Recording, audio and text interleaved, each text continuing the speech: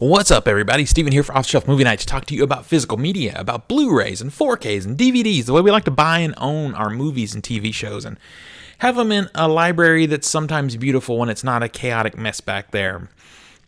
If you're a collector, if you want to be a collector, or if you just like movies, I believe you're in the right spot. Hit that subscribe button, hit that notification bell.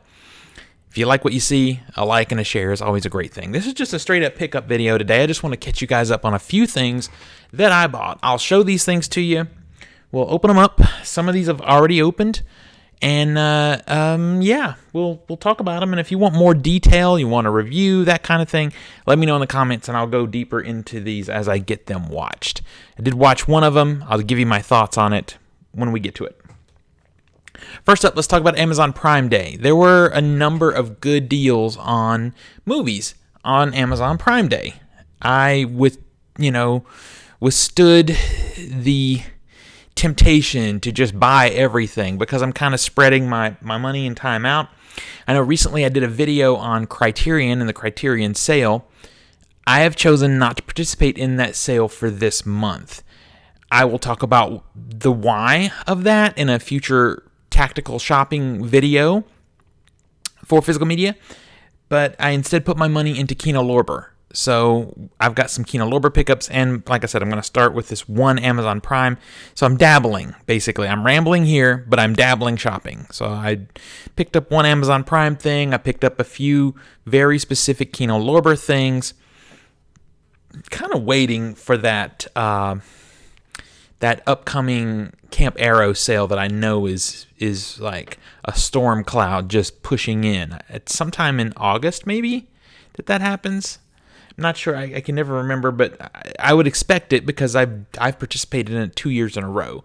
And there are, MVD does a sale, an Arrow sale. Barnes & Noble's had an Arrow sale. But both of those sales were on like your typical common catalog titles. I'm looking for discounts on the really good stuff, and we'll get into that whenever that sale happens. So yeah, I'm kind of hoarding my money just a little bit. Also, all the pre-releases that I've participated in. You guys, I pre-ordered Tobe Hooper's Funhouse. I have pre-ordered the Arrow, special release of Tenebrae from Dario Argento. So there's a lot of things coming, a lot of really nice, cool releases that I participated in pre-order. So a lot of my money's gone there too. So that's where my mind is. Anyway, let's take a look at what I did buy from Amazon Prime. This one pickup right here, and it is the Mad Max anthology, the Mad Max complete collection there. So I did buy the Mad Max 4K from Kino Lorber when that came out. So I'll have to probably flip that. I'm just going to have to make sure that it doesn't have any extras that I like that aren't on this set. This is the studio set. I waited on this set specifically because of the audio problem that's in the movie, the first movie. So I was waiting on it, and I'm glad I did because this set has been going for in the 70s, $76, $79 maybe. It was $42 on Prime Day. And this is after the audio issue was fixed. So I'm happy to have this in my collection now. Let me see if I can get this closer. If you guys want to pause to read up on what's here. On the back, it is a side loader, but it is a cheap, not one of the good boutique type of boxes, but it's a side loader. That's all right. That's all right. Pop it out. It's exactly the same. No creativity whatsoever. You've got the same inside as on the outside of the side loader. Almost makes you wonder why even bother. And you open it up, and there's absolutely zero artwork. It's just the discs on these in this flipper case, which I like these flipper cases as long as you get them and they're not broken, right? So here's the funny thing: is I'm probably the most excited to rewatch the worst movie of this series, which is Mad Max Beyond Thunderdome. It's not a great movie, but I like it. I like Tina Turner in this. I like her Thunderdome song that's in the soundtrack, but I haven't seen the movie in so long that I'm not sure just exactly how bad it is. So yeah, I'm kind of excited to revisit that movie. I'm going to watch them all. I think maybe I'll do a binge. I'll watch them all, and then if you guys want, let me know in the comments, and I'll give you a review. Okay, on to Kino Lorber. So I picked up The Annihilators. This is a 1985 action film. I can give you a more in-depth review on this movie if you want it. The reason I own this movie and the other one that I bought that I'm going to talk to you about here in a second is because I recently watched an 80s like cheeseball action movie that I got from Vinegar Syndrome, and it inspired me to buy more from Vinegar Syndrome, which I've watched and have also had fun with those. So now I'm just kind of on this track of just getting these old action movies, and you know, these aren't necessarily the mainstream ones with you know, like the old 80s Schwarzenegger ones, or even the Chuck Norris ones, which are a step below Schwarzenegger. These are a step below that. These are the Canon Films level ones, even though it's not a Canon Films movie. Kino does not do disc art, but there is reversible art here. Look at that. Look at that. I don't know if I'll flip it or not. I got to think about it. Which artwork I like better. You know, if I had a slipcover, I wouldn't have to worry about that because I would flip it. Because I always flip it if there's a slipcover so that I can have both arts. Even if I don't like the art as much, I like to have them both. That clicking, little ASMR Blu-ray clicking for you there. So, yeah, The Annihilators, if you want me to do a real review, I certainly can because I have already watched it. And spoiler alert for that, it's staying in the collection. You guys know what happens to cold buys that I get that I don't end up liking. So, staying in the collection. All right, here's another one. I haven't actually opened this one yet. I actually know this movie. The Annihilators, I thought I knew. I wasn't sure. I thought maybe that I knew it, but I was mistaking another movie for The Annihilators. It wasn't the movie I thought it was going to be. So this movie is also an 80s one called The Challenge. That has Scott Glenn there. I'm trying to think about what you might most notably know him from. He's been on a lot of stuff. He was in Sucker Punch, doing some really bad lines in that for Zack Snyder. He's been around for a long time. Just sort of your mid-level to low-level action guy in the 80s. So The Challenge, what's funny about this movie, and the reason that I got it initially, or watched it initially, the first time I saw it, was it has Toshiro Mifune in it, who is easily, see nothing here, easily the most, a little ASMR clicking, the most well-known movie samurai of all time.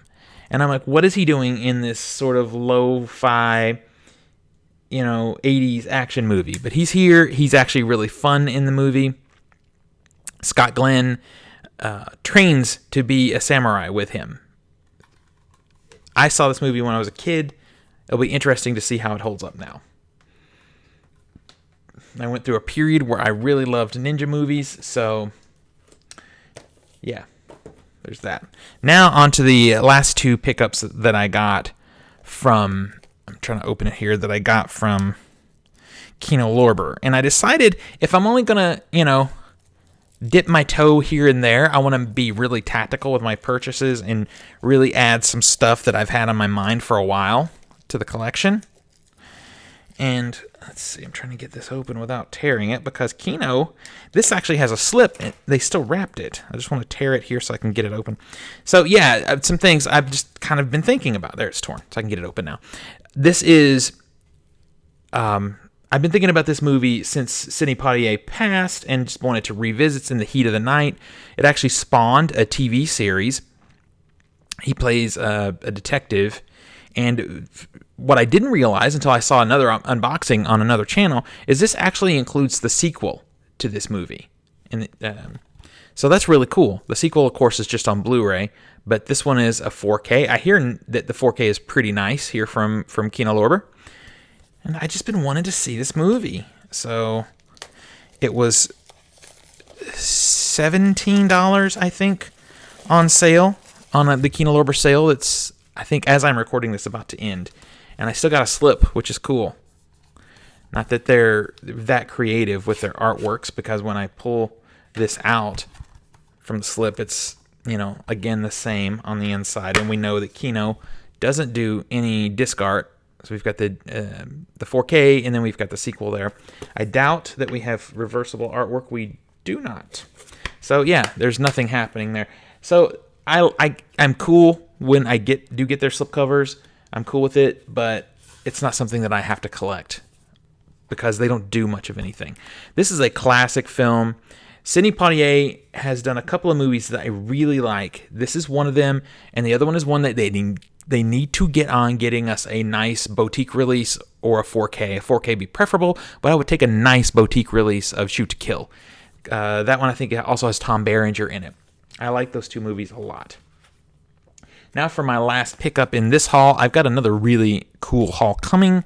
According to Severin, my midsummer sale that they had in June, I bought from them on the 6th of June, I think, toward the beginning of their sale, and I still haven't received it, and here we are halfway through July.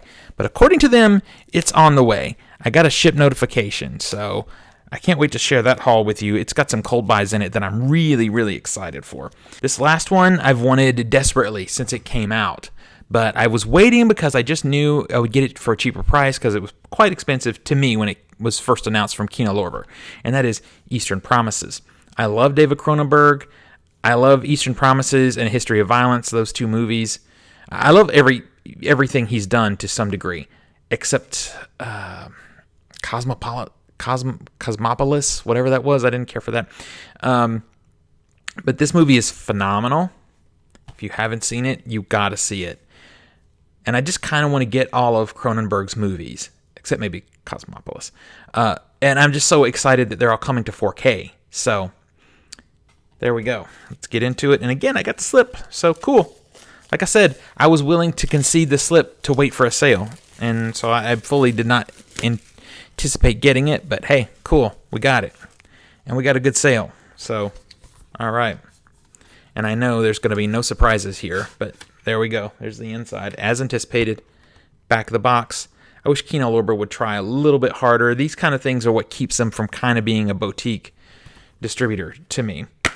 Yeah, and see, there's no art there.